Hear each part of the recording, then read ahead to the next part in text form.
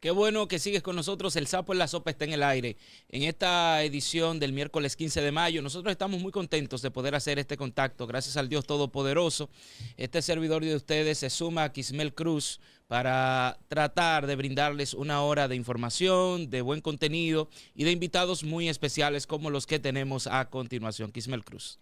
Así es, señores, recordarles también que nos pueden seguir a través de nuestras plataformas digitales como El Sapo en la Sopa. Mantenerse ahí en sintonía es esencial para nosotros, pero por si algún momento o razón usted tiene que pararse, trasladarse a donde sea, ya usted sabe, síganos en las redes. Sigue el contenido, suscríbase y esté en pantalla. Mira, Alison preparó. Alison me está dando más cariño a mí. El Sapo en la Sopa. Así usted nos puede seguir en YouTube, en TikTok y también en Instagram.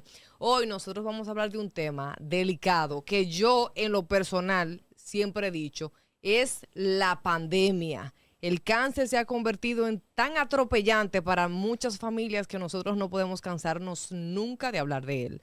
Hoy está con nosotros la radióloga, la doctora Lisbel Arredondo. Buenos días, doctora. Bienvenida, ¿Cómo se doctora. siente? Ay, muy bien, súper emocionada de estar aquí compartiendo con ustedes dos, Kismel y Isaac, y agradeciendo de verdad la oportunidad de poderle dar hoy un poquito de información a la población y aportar en esta pandemia, como dices tú, que no está afectando tanto. Doctora, necesito que se acerque un poquito Sí, al claro. micrófono porque... Ahí vamos. Exacto, ahora sí Ya. le escuchamos.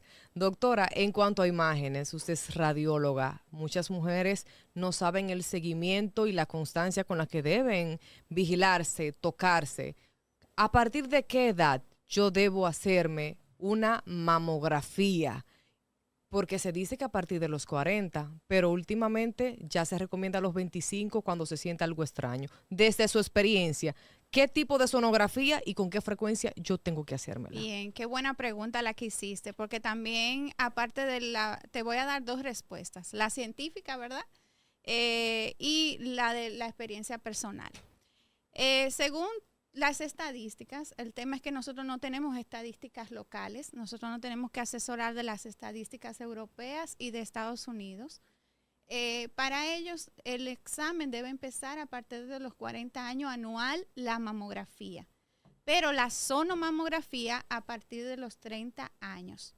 Porque dependiendo del rango de edad en el que te encuentras, tienes patologías que afectan más frecuentes según el rango de edad. Entonces, cuando tenemos una paciente por debajo de los 40 años, debe empezar a partir de los 30 sonografía. A partir de los 40 hasta los 74, realizarnos mamografía anuales combinados con la sonografía. Y ya también tenemos otro método de estudios especializados que dependiendo de situaciones muy particulares, entonces indicamos esos otros métodos. ¿Y cuál es la diferencia entre la sono y la mamografía? La mamografía utiliza rayos X, y la sono es un medio, utiliza sondas de ultrasonido. Por tanto, como la mama tiene estructuras diferentes, dependiendo del rango, como le digo, de edad en el que ustedes se encuentran, la paciente joven tienden a tener más patologías que son más fácilmente visibles por sonografía y después de los 40 otras patologías que se ven mejor por la mamografía. Entonces también así tenemos, como te dije, otros métodos como la resonancia y la mamografía contrastada, que ya nosotros la sugerimos en casos muy específicos.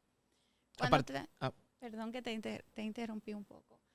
Cuando también no quería dejar de dar la última idea que te mencioné al principio, que es que la experiencia personal. Si bien en las estadísticas nos sugieren empezar el estudio a partir de los 40, nosotros la realidad de nuestro país es que estamos viendo cánceres mucho antes de ese rango de edad. Y una de las razones por las que empezamos la mamografía a partir de los 40 es que el cáncer más frecuente es el tipo ductal, que se ve con microcalcificaciones. Y el único estudio que tiene la capacidad de detectar el cáncer en esa primera etapa, cuando solamente a veces con una cirugía es curable, es la mamografía. Pero yo estoy viendo pacientes en el rango de 30 años que también veo con cáncer, que son vistos solamente por mamografía. Es decir, que cuando algún ginecólogo me indica a un paciente una mamografía antes de ese rango de edad, yo también se la realizo.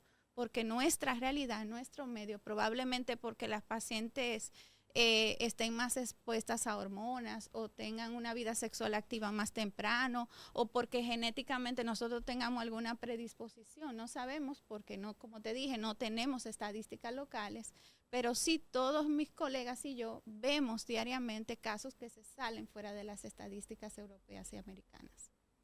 Desde su experiencia, doctora, ¿qué tanto conocimiento tiene la población femenina de nuestro país en materia de evaluación, en materia de búsqueda de conocimiento de su salud en este orden de las mamas? Tú sabes que ese es uno de las áreas de la salud que yo creo que la población está un poquito más informada y se debe, me imagino que ustedes todos están relacionados a la campaña Rosa que se hace en octubre, que se ha dedicado internacionalmente ese mes a eso, a informar, a hacer un llamado a la población. Ya en muchos países incluso hay un screening con un llamado desde el gobierno al chequeo. Entonces, sí, las pacientes sí están más informadas que antes.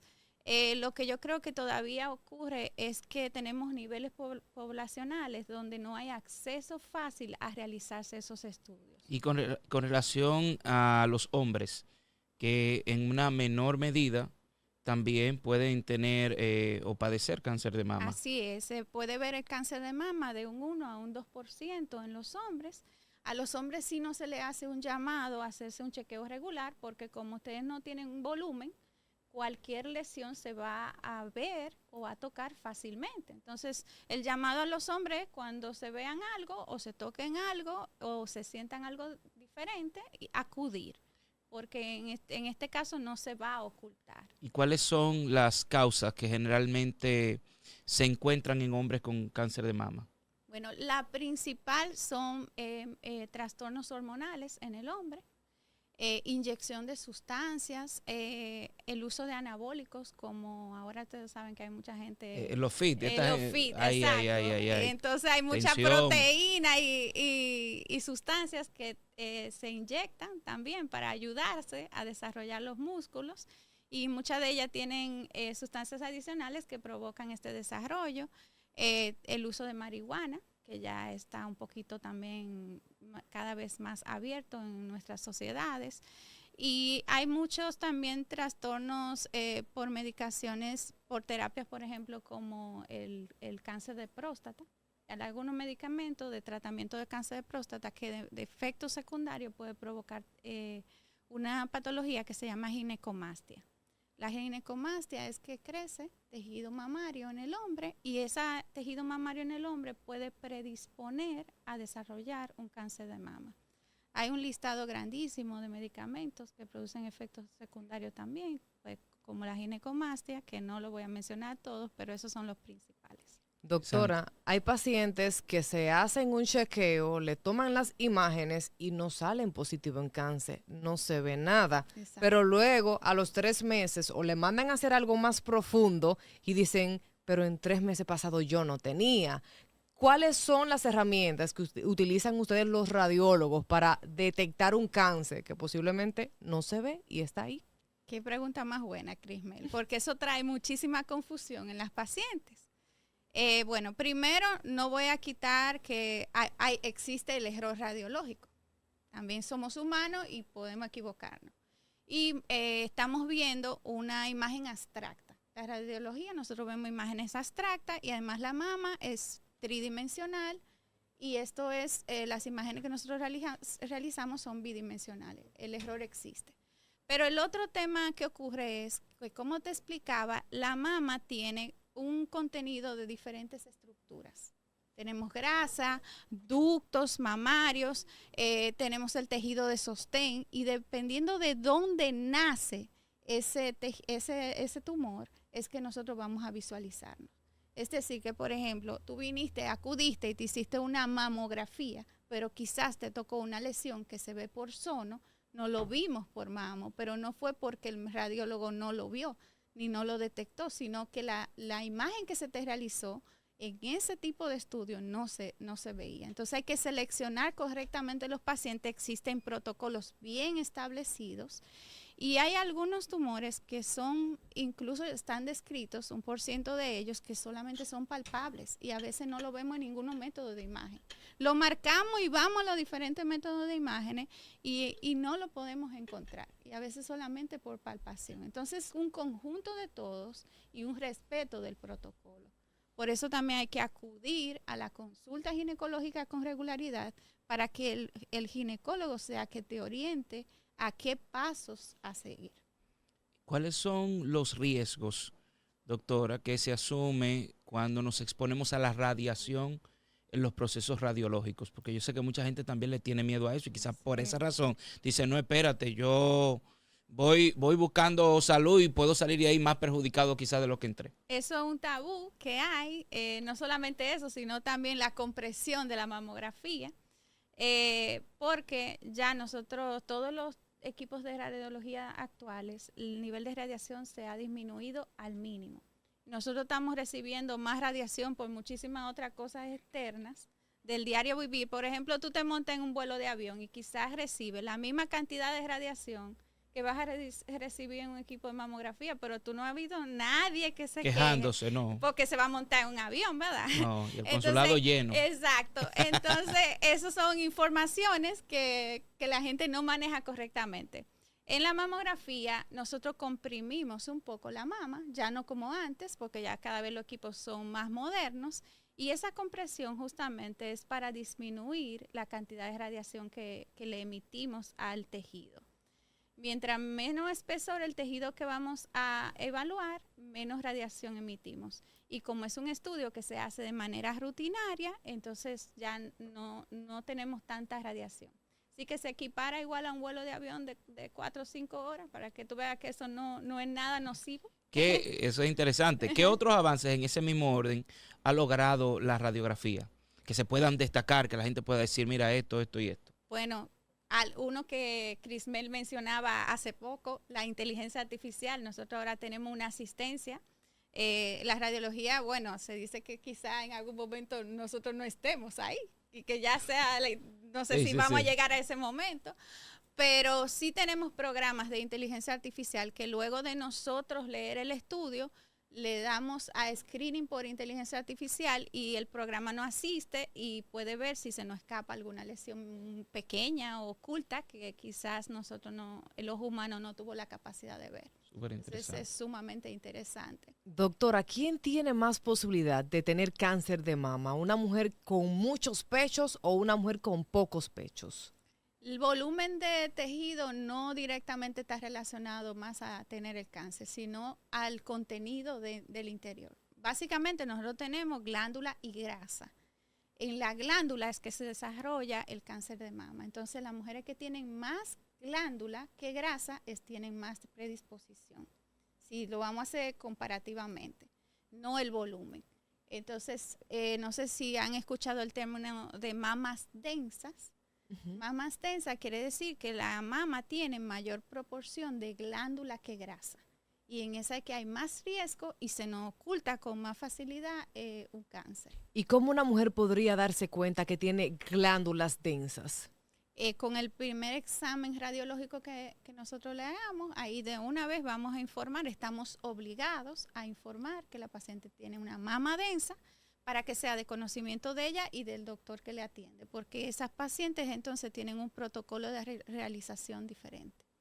¿Qué incidencia tiene el uso de, ¿cómo se llama?, de silicona en los pechos de la mujer en un determinado cáncer de mama? Ok, no aumenta el cáncer el uso de silicona, pero sí nos puede dificultar la detección de un cáncer de mama. Porque si nosotros usamos una técnica que se llama técnica de Eklund, que tenemos que desplazar un poquito el implante y alar un poquito la mama para poder ganar el tejido y separarlo. Pero si hay un cáncer que nace detrás de ese implante, nosotros se nos dificulta como radiólogo poder a veces observarlo, sobre todo si son muy pequeños. Entonces se les sugiere a las pacientes que tengan implante hacerse cada 2 años una resonancia adicional. Para esos casos de evitar esa parte que no estamos viendo y compensarlo con ese estudio adicional. Doctora, usted decía ahorita que había cáncer que a través de imágenes no se podía ver, que única y exclusivamente era tocándolo. Ujú. Una mujer que tenga implantes mamarios, ¿cómo podría identificar ese tipo de cáncer cuando se toca? Ahí es que está la razón, lo mismo que te estaba diciendo ahora, que por eso les recomendamos hacer una resonancia cada 2 años. Porque si en alguna de esas pacientes le tocaría, te voy a poner un ejemplo de uno de esos cánceres que a veces no lo encontramos por imágenes, son los triple negativos. Y es porque es como un tipo de tumor difuso, que no forma como una masa como tal y se nos pierde dentro del tejido para podértelo llevar y transmitir un poco, como aplatanarte la información, ¿verdad? Entonces, si encima tiene implante y le tocaría detrás del implante, la única manera quizás de detectarlo sea por resonancia. Entonces, por eso, en las pacientes con implantes justamente sugerimos, porque ese tipo de tumores difíciles pueden captar con el contraste de la resonancia. Sí. Son invisibles a la sonografía y la mamografía, que son el estudio de rutina en algunos de los casos. Me gustaría, doctora, que nos hable sobre la radiografía intervencionista y en qué casos se usa. Ok. En mi caso, yo tengo la combinación de ambos. Yo soy radióloga dedicada a la mama, pero también hago intervencionismo. El intervencionismo en la radiología tiene un papel sumamente importante asistiendo a los oncólogos, o sea, al médico, porque una vez que encontramos una lesión, necesitamos, aunque tenga sospecha alta, la confirmación definitiva es por patología. Entonces tenemos que tomar una muestra de esa lesión o de ese tejido para llevarlo al microscopio y confirmar que realmente la lesión sea maligna y obtener información al respecto para ver qué terapia le conviene más a la paciente. Antes se utilizaba que los cirujanos por palpación hacían las biopsias, pero ya sabemos que hay muchas lesiones que no son fácilmente detectables a la palpación, entonces ahí es donde nosotros servimos como guía y guiándonos por los métodos de imágenes obtenemos con un nivel de certeza alto ese pedazo de muestra para evaluar. Y además ahora hay una tendencia a no tocar los tumores lo menos posible antes de tratamiento. Entonces la mayoría de biopsias ahora lo que se manda es que se hagan cerradas, o sea, con agujas. Y es ahí donde los radiólogos tenemos un papel sumamente importante. ¿Una mujer embarazada podría hacerse mamografía? Podría hacerse mamografía. Se trata de que en los primeros 3 meses, que es cuando se está formando el bebé, tratar de no realizarla, a menos que sea algo muy obligatorio, que se esté sospechando mucho de una lesión. Si hay que hacerlo en esos primeros 3 meses, le cubrimos la panza con unos protectores que hay de radiación, pero en la mayoría de casos nosotros esperamos que pasen ese periodo de 3 meses y se la podemos realizar de manera rutinaria, igual que cualquier otra paciente. ¿Y con la lactancia, después que finalice el parto, se podría o no se podría? Se puede también, no hay ningún inconveniente. La presencia de la leche y de la lactancia no evita realizar ninguno de los métodos y tampoco la visualización de las lesiones. Y qué bueno que la trae esa colación porque las pacientes embarazadas tienen un alto nivel hormonal, por tanto, si hay alguna lesión muy pequeña ahí, puede desarrollarse y en 3 o 4 veces el tamaño de lo que hubiese desarrollado si no hubiese estado embarazada, porque hay muchos de los tumores que son hormonodependientes. Entonces, las pacientes embarazadas deben siempre hacerse screening mamario, nunca olvidarlo. Doctora, aquí en la República Dominicana se dice que la mujer que amamanta reduce el riesgo de cáncer. ¿Qué es tan cierto que una mujer que nunca haya dado seno tenga más posibilidades? Mira, la causa definitiva del cáncer de mama no la hemos encontrado, porque si tuviéramos cuál es la razón única, eso fuera la panacea ahora mismo y estuviéramos felices. La genética del cáncer es multifactorial, pero sí se ha visto en muchas poblaciones que no tienen hijos, como por ejemplo los que se dedican a una vida religiosa, que se han estudiado poblaciones como de personas de vida religiosa que no han tenido nunca hijos ni parejas, y sí hay una incidencia mayor cuando no hay hijos y cuando no hay lactancia. Pero no es un único factor, hay factores sumados a ello. ¿Qué medidas de seguridad deben de tomar los pacientes antes y durante el proceso de radiografía? Ok. Para realizarse bueno, más que medida de seguridad nos corresponde más al radiólogo, ¿verdad? Los equipos nosotros los revisamos con cierta frecuencia para saber que no se está emitiendo una radiación sucia o contaminada, porque el haz de rayo X debe estar fijo a un punto, no debe haber radiación dispersa. Y para ello nosotros en el área de rayo X tenemos sensores. Y los radiólogos también usamos un aparatito, no sé si ustedes lo han visto por ahí, colgado en la ropa, que detecta el nivel de radiación. Si en uno de esos meses eso sale alterado, hay que revisar el equipo, tanto para prevención del personal que trabaja en el área como del paciente. Como mencionaba, las pacientes si tienen una condición, por ejemplo, que haya recibido radiación adicional por otras causas y no queremos agregarle más, le podemos poner ropas de protección que existen y también le protegemos el cuello, porque aquí la tiroides es una de las glándulas más sensibles a la radiación y para no agregarle un riesgo adicional, nosotros le colocamos un cuello de protección.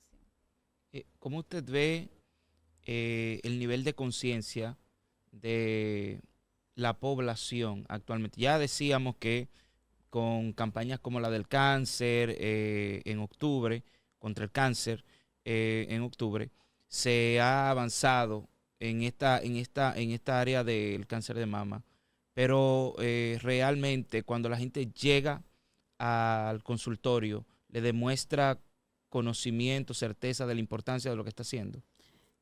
Muchos pacientes sí, pero claro, nos llegan un montón con lesiones ya avanzadísimas, que se van por ahí a un curandero.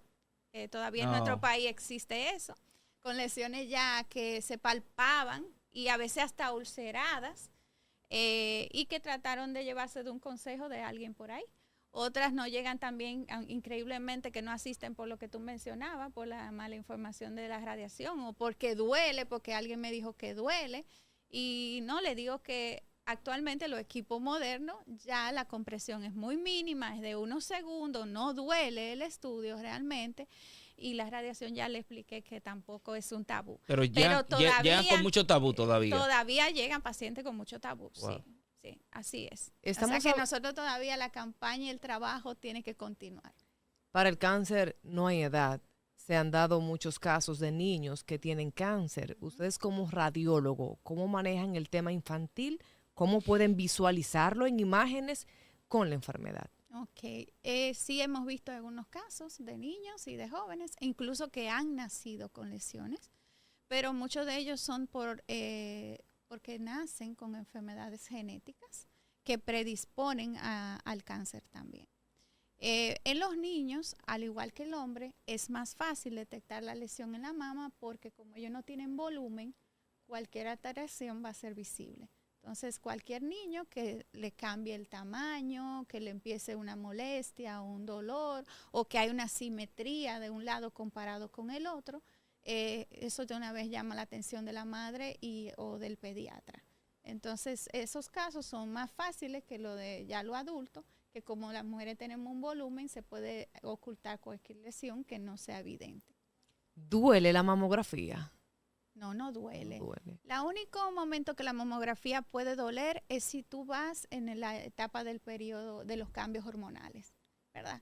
Que en los cambios hormonales nosotros tenemos una sensibilidad aumentada. A veces hasta el brasil nos molesta o hasta tocarnos nosotras mismas molesta. Entonces yo le digo a la paciente, traten de que cuando el seno está en esa etapa tan sensible no vayan, porque por más delicado que nosotros seamos, va a molestar.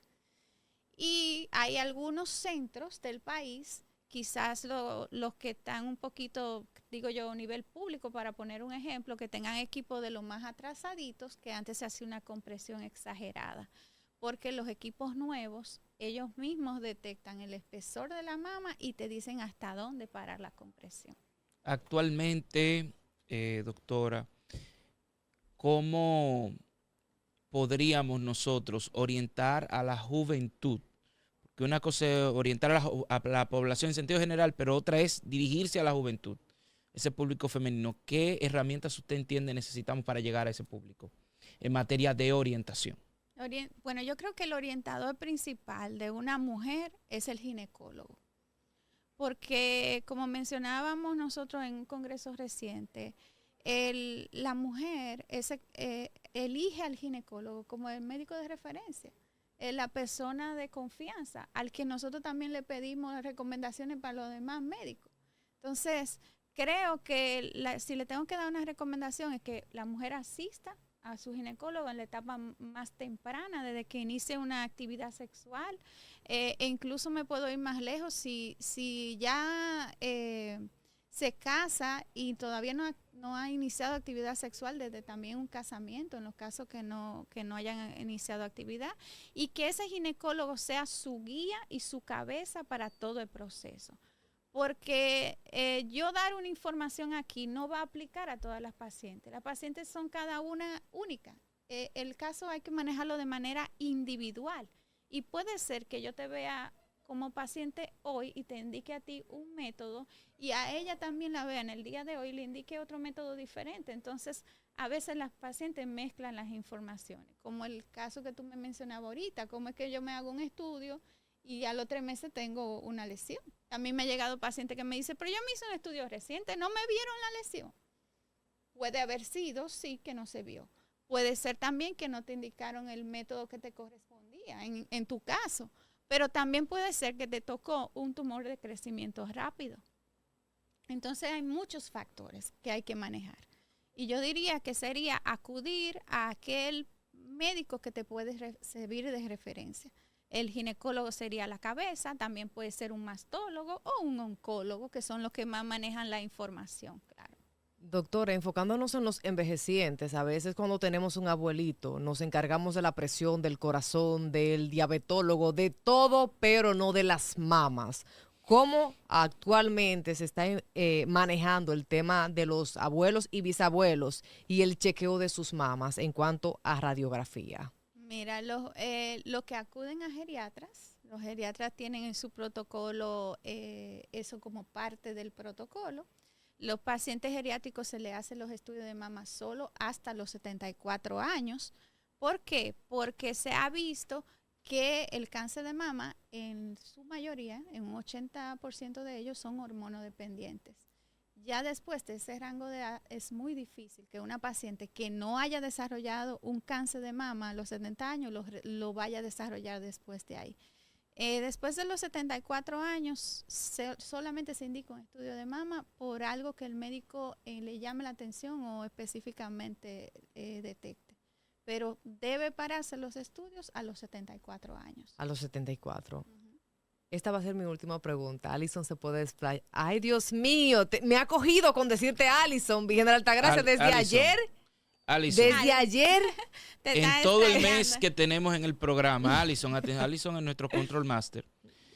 De ayer para acá, en todo el mes que tenemos, a Kismel le dio para decirme, Alison, te quiere mucho. Te quiere mucho, así que espérate una moñita en cualquier momento, que eso cae. Ay. Bienvenido sea. Dios mío. Doctora, he escuchado comentarios de personas decir, quiero operarme, quiero colocarme implantes porque entiendo que se reduce la posibilidad de yo tener cáncer de mama.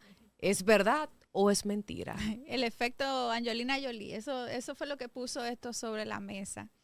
Mira, el tema es que si tú no tienes una predisposición genética, no está indicado quitarte la mama. Porque yo puedo quitarme la mama, pero no me van a rastrillar todo el tejido. O sea, aunque tú te quites la mama, quedan células ahí. Y todavía puedes desarrollar un cáncer. Entonces, en realidad, la mastectomía está indicada, la bilateral, cuando tú tienes un riesgo aumentado que se haya detectado. En el caso, por ejemplo, de Angelina Jolie, que lo menciono porque eso fue lo que puso esto al traste sobre la mesa, ella tenía un factor genético que son unos marcadores tumorales que se llaman BCR1 y 2. Y cuando tú tienes esos marcadores aumentados, tienes un riesgo mayor de poder desarrollar un cáncer de mama o un cáncer de ovario. Entonces, en ese caso, no solamente habría que quitarse la mama, habría que quitarse también el ovario. Entonces, reduces el riesgo porque estás quitando volumen, pero no lo anulas por completo, porque celulitas siempre quedan. E incluso te puedo decir que las pacientes que le quitan una mama porque tuvo un cáncer, yo sigo observando esa zona donde no hay mama, porque puede volver un tumor a donde no hay mama también. Entonces, porque todo el cuerpo tiene la capacidad otra vez de con 2 y 3 celulitas volver a crecer algo. Entonces, quitarte la mama te reduce el riesgo, no te lo anula. Entonces, te tendrías que seguir chequeando como quieras. Ay, ay, ay. Doctora, a la gente yo creo que lo único que resta es motivarle a que se acerque a usted. Las damas que entienden que han estado un tanto alejadas, aquellas que tienen dudas quizás dónde están yendo, sin quererle serruchar el palo a nadie, pero aquí tenemos a la doctora Lisbeth Arredondo para que obviamente ya nos diga dónde le podemos encontrar y si tiene plataformas digitales también. Sí, yo estoy en Clínica Corominas.